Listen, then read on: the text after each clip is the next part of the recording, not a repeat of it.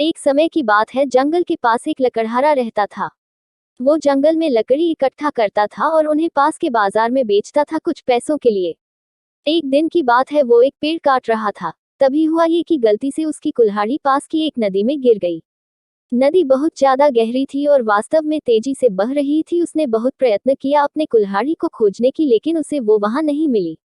अब उसे लगा कि उसने कुल्हाड़ी खो दी है। वही दुखी होकर वो नदी के किनारे बैठकर रोने लगा। उसके रोने की आवाज सुनकर नदी के भगवान उठे और उस लकड़हारे से पूछा कि क्या हुआ। लकड़हारा ने उन्हें अपनी दुखद कहानी बताई।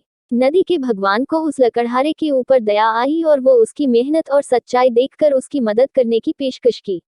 नदी में गायब हो गए और एक सुनहरी कुल्हाड़ी वापस लाया, लेकिन लकड़हारे ने कहा कि यह उसका नहीं है।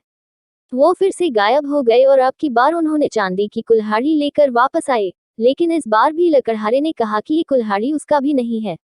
अब नदी के भगवान पानी में फिर से गायब हो गए और अब की बार वो एक लोहे की कुल्हाड़ी के साथ वापस आ गए। लकड़ी का कुल्हाड़ी देखकर लकड़हारा मुस्कुराया और कहा कि यह उसकी कुल्हाड़ी है। नदी के भगवान ने लकड़हारे की ईमानदारी से प्रभावित होकर उसे सोने और चांदी की दोनों कुल्हाड़ियों से भेंट किया।